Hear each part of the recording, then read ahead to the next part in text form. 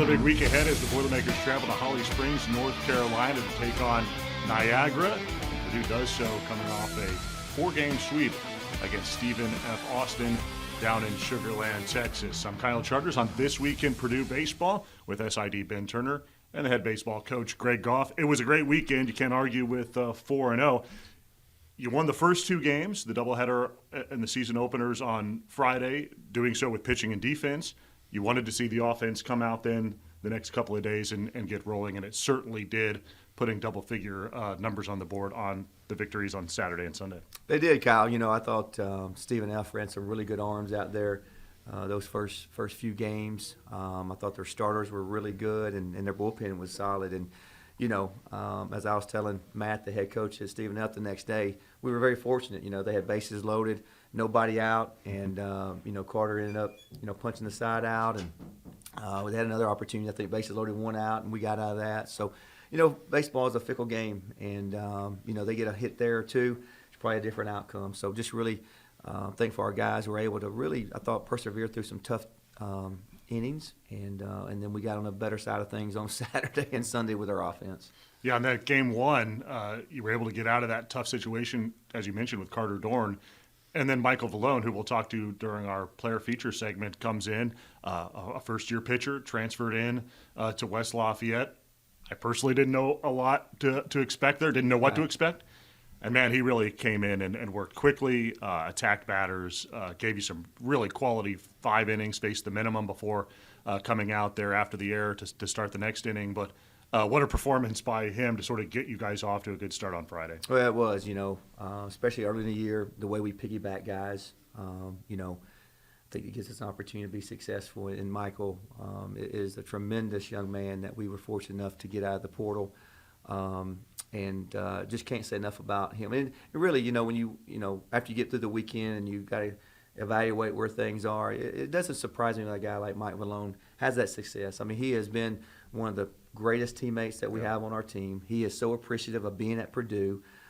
He loves his team. He loves pitching. He loves competing, and all those things, I think, you know, culminate into what he was, you know, Saturday or Friday for us, Kyle, to be honest with you. Outstanding performance. And he has over 200 collegiate innings. They may not be Division I innings, but those are collegiate innings against, you know, guys his age. That's right. Not different levels. So you just can't teach that. And so when you're talking about a grad transfer, having that level of experience, and he pitched like it. No doubt. Nothing to fear, throw strikes, work ahead in the count.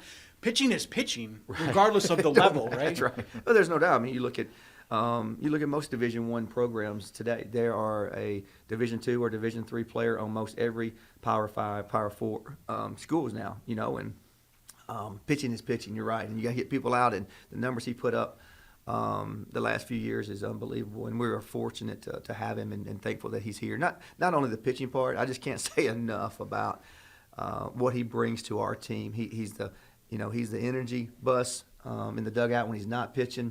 He's picking his teammates up. And I'll just share this with you. You know, there was an error made before he was taken out. If the error wasn't made, he probably stays in. And a lot of pitchers would probably be a little frustrated with that. Mike Vallone, after I came out to get the ball from him, he looks at the position player and says, hey, the ball is going to find you. Make sure you're ready for the next play. I mean, I can't say about how awesome that is. And guess what? Next play was a was a double play, and so it's just amazing to see that maturity from a young man. Yeah. Love to hear that. What only the coaches and the players here on the mound like that when you got a pitching change happening. Meanwhile, your cleanup hitter Logan Sutter, big time player of the week. The man loves Sugar Land. Woo! 17 for 31, 11 extra base hits, 15 RBIs over the last 2 seasons down there in Texas. Yeah. And consistent, man. Hit safely, drove in a run, scored in every game of the weekend. And he played 3 different positions over 3 days. Yes, he did. So yes, he did. Talk about doing it all. He did, you know, being at just again, what a tremendous hard worker, great guy, team guy, and, you know, it's always fun as a coach to see those guys have success. You pull for those guys. And like you said, he played 3 different positions, and you know, just really excited. I was watching the games, you know, the last couple of days, and then finishing up And boy, he swings in a good place, and hopefully we can maintain that. That year 2 jump, we saw it last Yes. year. Connor Cascanet, Joe Stevens, Yep. among many of other guys.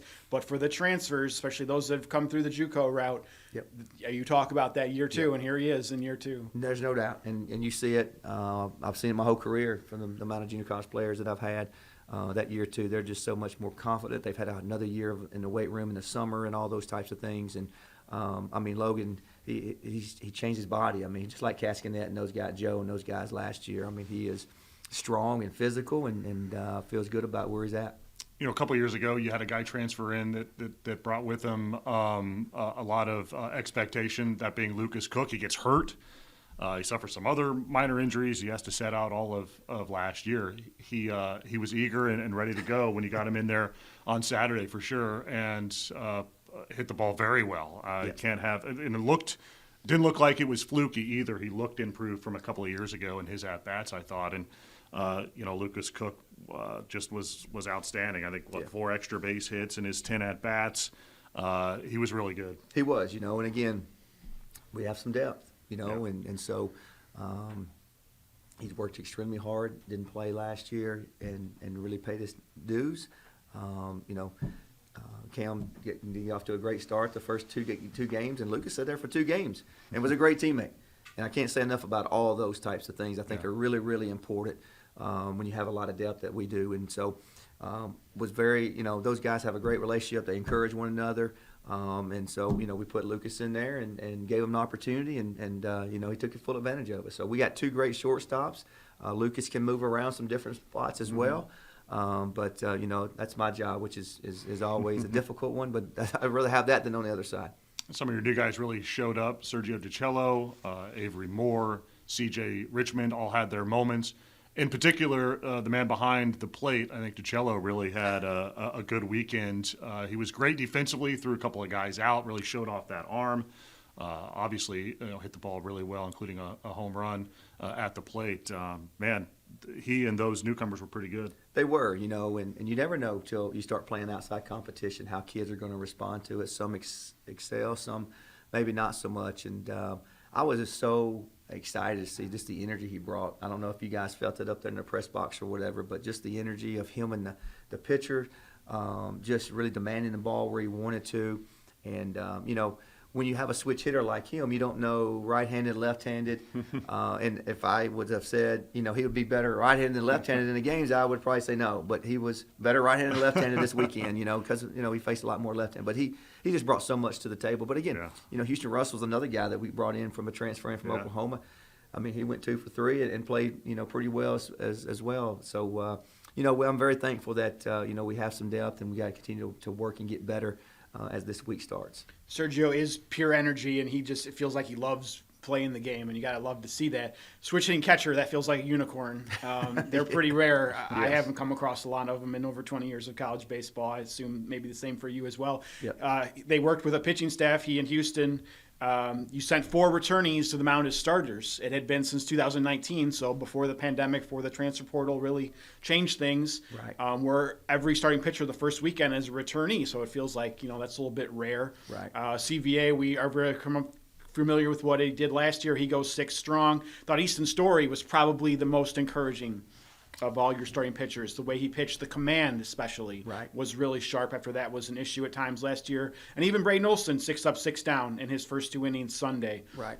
So guys that you were hoping maybe that year 2 jump, even though they're still underclassmen. Right. No doubt, man. I can't say enough about Coach Newman and what he does, for our program, the development part he does for those guys. I mean, you think about a year ago, both of those guys, we had to get off the mound. They didn't have very much success. But a year later, I think Josh has did a tremendous job of helping those guys grow physically, mentally, and the command part of it. I was really, really pleased with those guys this week. Those guys gave us some good starts and gave us a chance, especially on Saturday and Sunday, to get out front and play downhill. As you guys know, that's what we like to do. So just really thankful for Coach Newman and what he does for our program, and for those pitchers to buy in and continue to develop and stay a part of the program and see themselves getting better each day. Yeah, that's probably an important notable to bring up, is that both Story and Olsen in their first collegiate starts had to sit in the dugout in the bottom of the first inning for more than half an hour while your team scored 11 combined runs. I saw Story in the elevator Saturday, and he was like, yeah, that was not ideal, but then I had a 5 or 6-0 lead, so it's okay. Like, that's right. Yeah, the best of both worlds, I guess, in some ways. They just got to deal with it. It is what it is. Yes. But unique for them in those first collegiate starts that happened. No doubt. Meanwhile, your most veteran Boilermaker out there closing out games, Avery Cook, How about that? 3 of the 4. He ends up with 2 saves on opening day, including both games of a doubleheader. Suval did that in 2023 versus Penn State, but it had been since 2018 before that, so it's pretty rare. Yes. And he is your rock out there No doubt. in the bullpen. He is, again, another guy that's, stayed the course and developed over the few years, changed his arm slot just last year, and has really, just to see him out there competing and just the presence he brings. Again, another rock in the dugout that leads our young pitching staff or our new guys. This is a player-led program, and our players lead, and he's a epitome of what you want as a player-led guy that really makes sure everybody's doing the right thing. But, to see him change his body and be able to do that, he's never done that before. He's never been able to finish 2 games like that, especially in one day. And so just really proud of his development again, and just, can't think anybody we want the ball in the hands besides him out there. He's a confident guy these days, right? I mean, he's confident. in that bullpen, Yes. knowing what his role is, and he knows when he goes out there, he's going to be the guy to get him out. There's no doubt, and you can say that, and all that stuff, it filters through our staff, it filters through our team when you have players like that, Kyle. Niagara this weekend, solid team, NCAA qualifier last year. They don't shy away from competition either. No. Opened against Miami. That's right. This will be a quality team coming down to Holly Springs, North Carolina, that you're facing this weekend. It is. They went to a regional last year, had a lot of success, got some guys back from that team. They do a really good job. They went to Miami and opened up. They don't shy away from anybody, and so they're going to be ready for the Boilermakers. And just like I told our players this morning as I texted them out, just, hey, let's have a great couple of days of preparation, and we have an opportunity. We always start 0-0 every Monday. We always kind of hit that reset button, and we have 4 opportunities this week to improve and get better.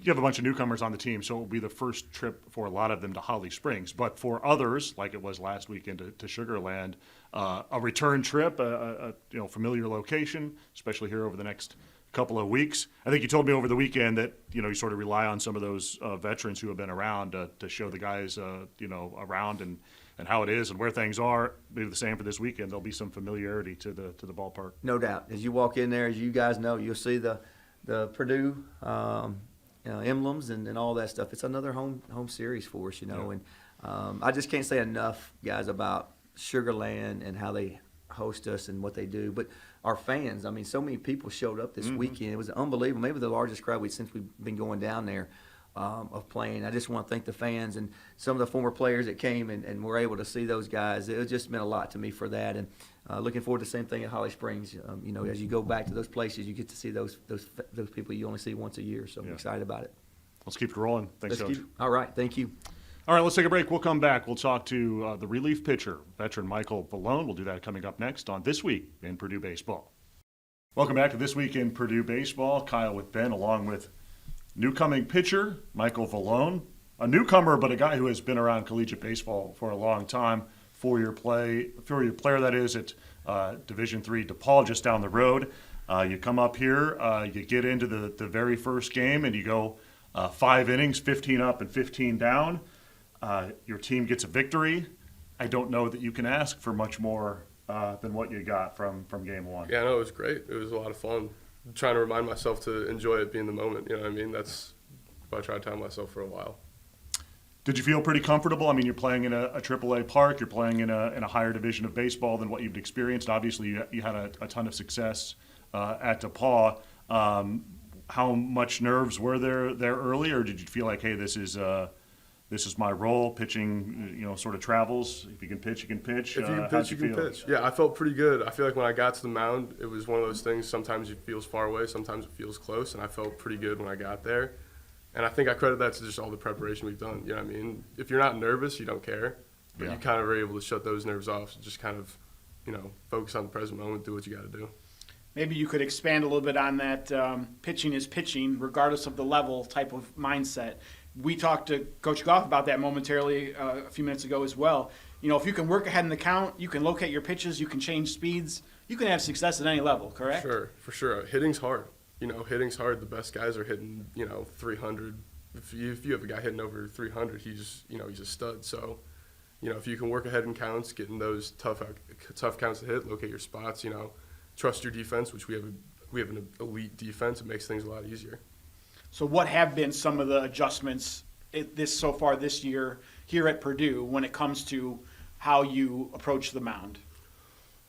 I mean, a lot of the adjustments come in practice, right? You work on your pitches, you work on certain pitch design, and, not necessarily trying to throw it harder, but just, trusting your stuff, trusting your shape, learning how your pitches work off each other. But I'd say for the most part, you try to carry the same mentality into every game.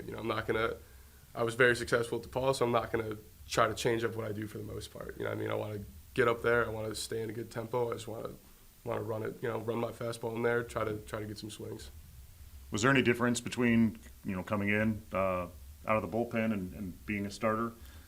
Yeah, for sure. I mean, the starter, you have that, you have that set routine, you have that time to prepare, and the bullpen is just kind of, you go down there and you get your body loose and you try to just be ready for whatever moment calls. I was able to get a clean inning, which works out really well. It gives you a little bit more time to get your mind right. But, I've relieved before. I've been in that situation before. And at the end of the day, once you get onto the mound, it's not that different. You're still 60 feet, 6 inches. Yeah. The role for a reliever, though, you never know. I mean, when you came in, we didn't necessarily know you were going to go 5 innings. Maybe you did. But there can be different situations, right, where you come in to get an out or two in a big spot or need to go a little bit longer. The situation on Friday called for you to go a little bit longer. As you see your role going forward, and is it just going to be a little bit of whatever is asked of you? Yeah, for sure. For sure, just be ready when my number's called. I think it makes things a lot easier for me coming in after Dorn. I think he's coming in as a, ride right guy with some up and down curveballs and changeups, and I'm more arm side lefty, and my tilt slider kind of looks like that. So it gives the hitters a little bit different look. I'd love to back him up, but any spot that I'll be able to come in, I'll be able to just try to fill up the zone and do my thing. And how Purdue pairs pitching for certain games, especially on weekends, is crucial. And Josh Newman has a big part of that, knowing the repertoire of different pitchers. And he also seems to love lefties. Yeah. And that comes in handy for you. It does. Being one of our new lefties this season. What have you felt like your guys' relationship has been like, and some of the things that he brings to the table that maybe you've learned this year? He's helped me so much with my changeup and my slider, especially just trusting it and being able to drive it in, not try to baby it. I think early on, you have that lefty connection. It's sorry to the righties, but it's just, it's just something that happens. And I think he has a lot of trust in me, knowing what I've been able to do. And, we've been able to talk a lot about what works, what doesn't work for me. And, you build that relationship. And when he's calling pitches, it's not like he's like, I hope he does this one right. Like he trusts me to do it. So that trust goes a long way. You're the rare transfer that not only pitched against Purdue last season, but also did so at Alexander Field. DePaul came to West Lafayette for the first time since the 1980s last year. It was a midweek game on May 1st. Stars kind of aligned that you ended up pitching in that game, just briefly, though, because you were obviously DePaul's best pitcher, so they just used you, for 2 batters. You got both of them out. But there was like 2,500 fans there that day. Purdue was riding high at the time. Great atmosphere. It was $3 beers and hot dogs and other things. It seemed like a fun day. Yeah, so how much of that experience impacted your choice to come here? I mean, it was great. It was really fun to be on that mound. It was really cool. At the time, when we found out we were playing Purdue, I've known Breck for a really long time. So I called him immediately, and I'd never imagined that I'd actually be playing here, because that was before I was in the portal even. And, I think talking to him after the game, just seeing the field and, eventually talking with the coaches, it was kind of like I just got a good feel, felt very comfortable, and, it worked out, obviously. And Greencastle obviously just right down the road, so the road trip from home, Lake Forest on the North Shore suburbs of Chicagoland, that's almost the exact same, I guess. And I assumed Breck had a part in your choosing Purdue as well. Yeah. You guys go way back, both 5th years, the Lake Lake Forest High School days, probably class of 2020, 2019? 2020. 2020. That 2020 season. Yeah, me Yeah. and Breck played when we played trail ball for the first time together when we were 8. Wow. You know, his dad was coaching us for those 2 years, and you know, ever since then, it's just, you know, it's been a lot of fun. I've been very thankful to be able to play baseball with him. Greg Goff told us a story earlier about sort of your message to one of your infielders.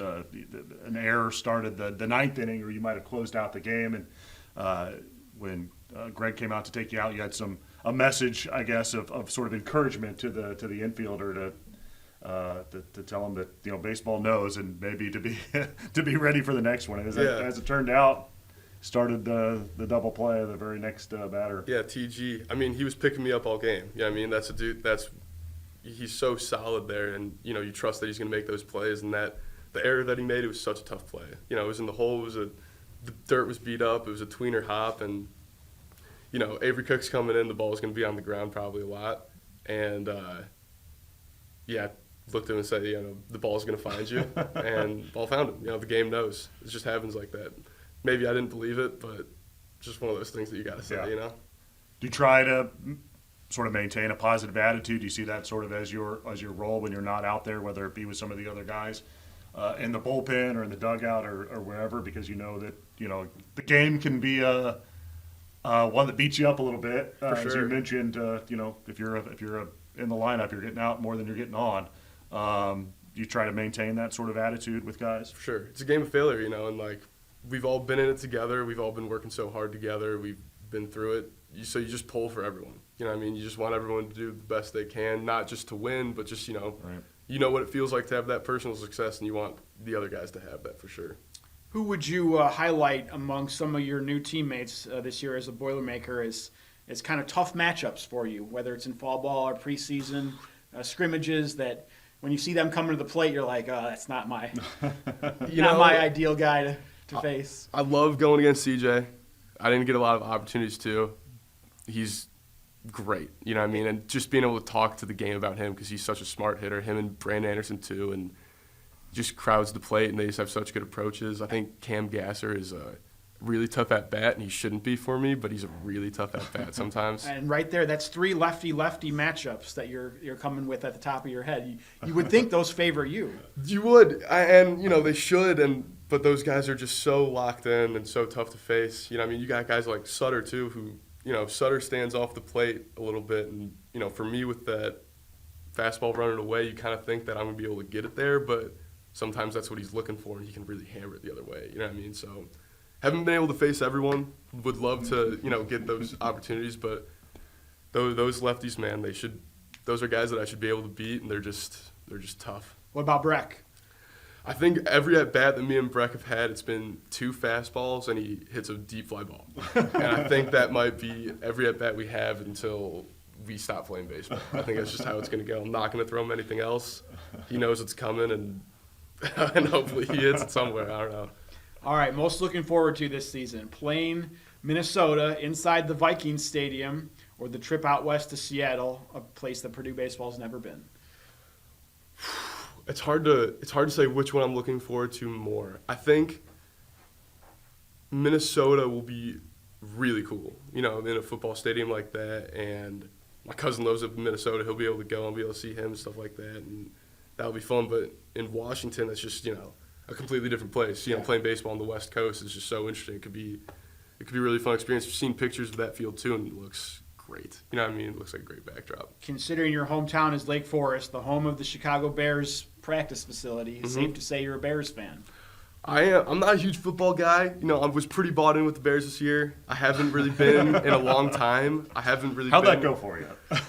It was great for the first couple weeks. Up until that Hail Mary. Yeah. That Hail Mary changed everything. Yeah, that was a little heartbreaking. But, you know, me and my dad have always loved to laugh at him for a while, just because it's the Bears. Yes, you got to the Bears, laugh. But, no doubt. you know, I'd love for them to be good. Well, I brought that up because of the Vikings Stadium. Kyle and I have been there to see baseball, and it's a little unique. It's not as bad as sometimes people make it out to be, but we are headed back there in a couple weeks. It will look a lot different than Sugarland, that's for sure. Yeah, just a little bit. All right, so we just try to learn more about you with the personal preferences segment here, Mike. Have you pick a number? There are no wrong answers, as I like to say. Between 1 and 32 this week. Okay. I'll go. How do I just pick one of them? Just one number at a time. I'll go 9 first. 9. All right. Purdue coach or staff member you feel like you have the strongest connection with? Oh, that's tough. It's.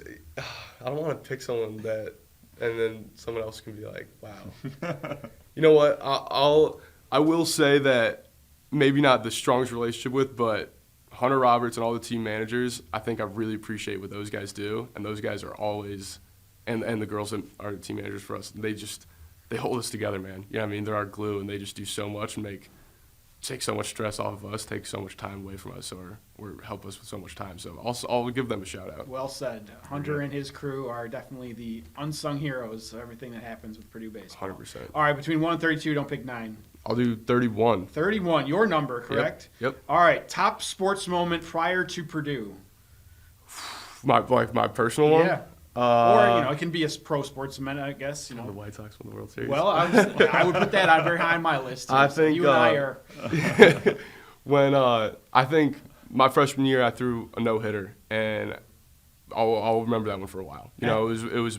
I remember it was my best friend's first home run, my catcher's first college home run, I believe. One of my really good friends, and that was a fun day. Wow. It was a cool one. This is the spring of 21 at DePaul. Yep, right? spring of 21. Cool, and I think you got National Pitcher of the Week for that performance, right? So Possibly. Yeah. Possibly. I'm sure you don't remember that part, but a freshman no-hitter is pretty well done. Yeah. All right, last one. Don't pick 9. Don't pick 31. 1 and 32.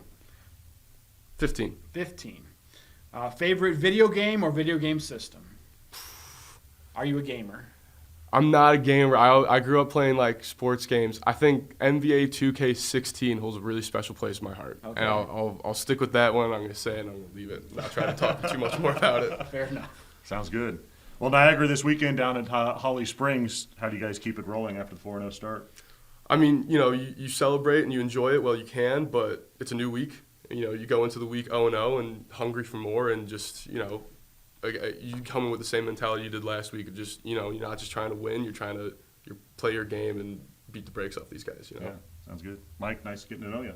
Yeah, I appreciate your time. Thank you very much. We'll be back again next week with another podcast. We do appreciate you tuning into this one. Special thanks to Michael Vallone, Greg Goff,